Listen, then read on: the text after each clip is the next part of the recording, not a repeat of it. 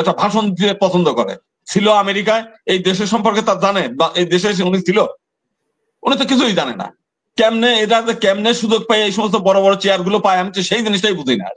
কোথা থেকে ধরে নিয়ে এসে এক একটা কমিশনে বসিয়ে দেয়, এই সুযোগগুলো নিচ্ছে। আবার যারা বিএনপির সময় ছিল তখন আমরা তাই দেখছি, আওয়ামী লীগ তো তাই করেছে, বিদেশে টাকা পাচার করার তো এই করে নাই।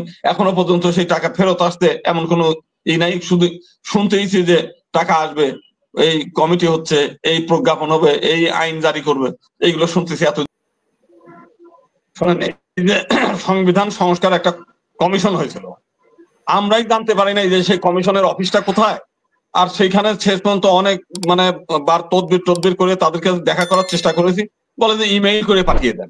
মানে এতটা নেগলেক্ট করেছে যে আপনি সংবিধান সংস্কার করবেন কিন্তু জনগণের মতামত নেবেন না, একটা গণবিজ্ঞপ্তি জারি করবেন না, জনগণের জন্য টেবিল পেতে বসে থাকবেন আপনারা, যে কার মানে কি অভিযোগ আছে, কার কি সুপারিশ আছে, আসেন আমাদের কাছে দেন।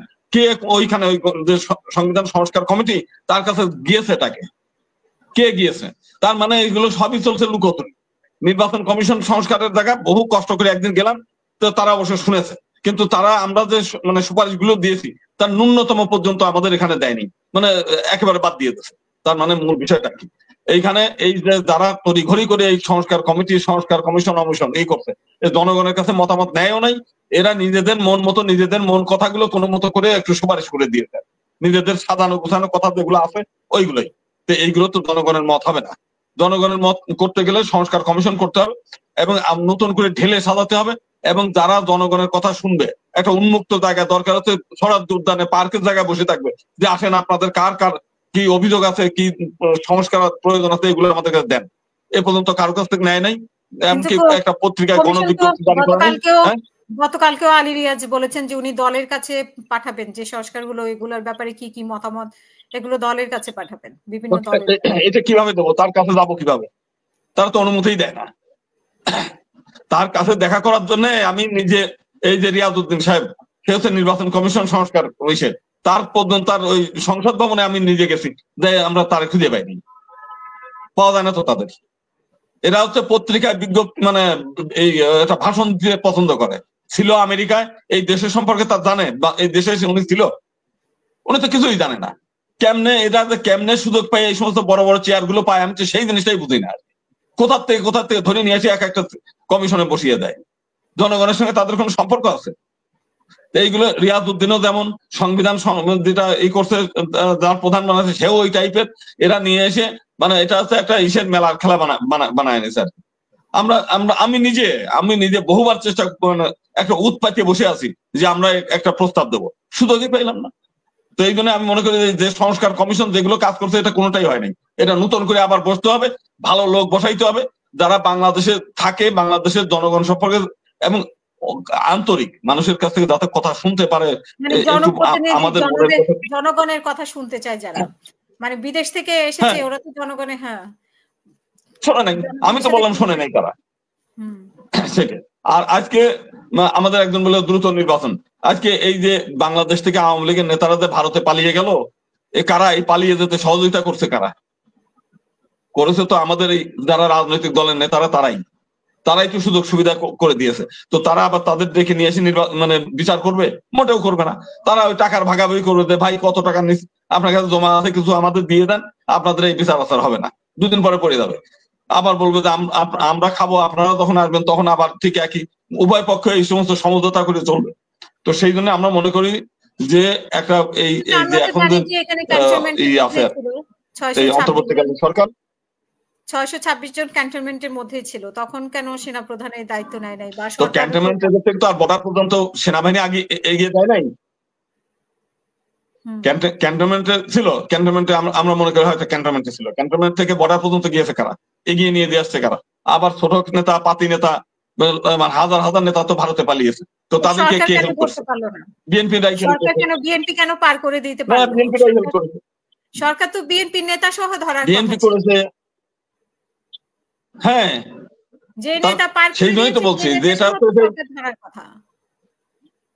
এরা প্রত্যেকেই বন্দোবস্তের মতো আছে, যে যতটা সুযোগ পাওয়া যায় প্রত্যেকেই এইটাকে হচ্ছে, এই দেশ হচ্ছে একটা কি ওই যে পরিত্যক্ত মৃত লাশ থাকলে যেমন শিয়ালে শকুনে ভাগযোগ করে খায়, এগুলো ভাগযোগ করার জায়গা। যে যেমনে পারতেছে তেমনি ভাগযোগ করে খাওয়া উচিত। সত্যিকার দেশপ্রেমিক মানুষ এখনো যারা আছে প্রত্যেকেই মানে কে কতটা সুযোগ নেবে সেই সুযোগগুলো নিচ্ছে। আবার যারা বিএনপির সময় ছিল তখন আমরা তাই দেখছি, আওয়ামী লীগ তো তাই করেছে, বিদেশে টাকা পাচার করার তো এই করে নাই। এখনো পর্যন্ত সেই টাকা ফেরত আসতে এমন কোনো ই নাই, শুধু শুনতেইছি যে টাকা আসবে, এই কমিটি হচ্ছে, এই প্রজ্ঞাপন হবে, এই আইন জারি করবে, এইগুলো শুনতেছি এতদিন ধরে। কারণ তো সেই আগ্রহটা দেখি না। তো সেই কারণে আমরা মনে করি যে দেশপ্রেমিক জনগণ আছে। আমরা তো এই ছাত্র নেতা যারা আছে তাদেরও বলি, তারা তো এমনি কোটা বিরোধী বহু আন্দোলন করেছে, অথচ এখন প্রত্যেক জায়গায় কোটা তারাই নিচ্ছে।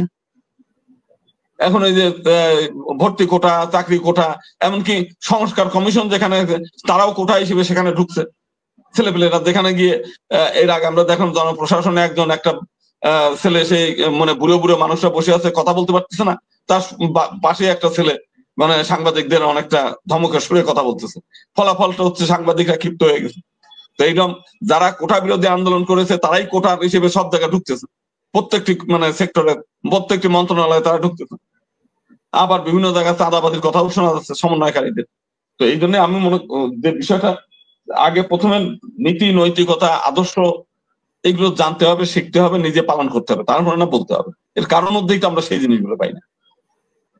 এখন আমরা তো জানি যে, বা সবাই জানে, সবাই মনে করে যে হিন্দুরা আসলে নিরাপদ আওয়ামী লীগের সময়। তো প্রত্যেকেই যেখানে পারতেছে, যে যত পারতেছে সেখান থেকে আপনারা কি এখন নিরাপদে নেই, নাকি অন্য সরকার আসলে আবার যে পরিবর্তিত সরকার আসবে সেই সরকারের সময় আপনার মোটেও নিরাপদে নেই? সারা বাংলাদেশে যে মাহবুব সাহেব যেটা বলছে যে দেশে মাহবুব সাহেব বলছে দেশে যুদ্ধ অবস্থা বিরাজ করছে, তো যুদ্ধ অবস্থাটা কি ভালো? কোনো মতেই ভালো না। সারা দেশে খুনোখুনি চলছে, ধর্ষণের সেঞ্চুরি চলছে সারা দেশে, ভাঙচুর, লুটপাট। কালকেও আমরা দেখলাম উত্তরায় জামির আলী মার্কেট নামে একটা মার্কেট, ভদ্রলোকের কালকেও সেই মানে গত 10 তারিখে এই একটা গ্রুপ এসে জোর করে দখল করে নিয়েছে। পুলিশের কাছে হেল্প আছে, পুলিশ আসে না। 999 ফোন করছে, 999 যে ফোন করছে তাকেই আবার গ্রেপ্তার করে নিয়ে চলে গেল। এই আপনি চলেন, আপনার বিরুদ্ধে মামলা আছে। মানে হেল্প যে চায় তাকেই গ্রেপ্তার করে নিয়ে যাচ্ছে। পুলিশে যে টাকা দিচ্ছে, মানে যেখান থেকে বেশি টাকা পাবে সেই দিকে চুপচাপ করে আছে। এই যে উত্তরা পশ্চিম, গত পরশু মানে 10 তারিখের ঘটনা, অতি সাহেবের ডাকেও ফোন দিয়ে ওই করা যায়। আমি নিজেও ফোন দিয়েছি, ধরে না। এটা অরাজক পরিস্থিতি তৈরি হয়ে, কোনো কন্ট্রোল নাই। অনেক ধন্যবাদ।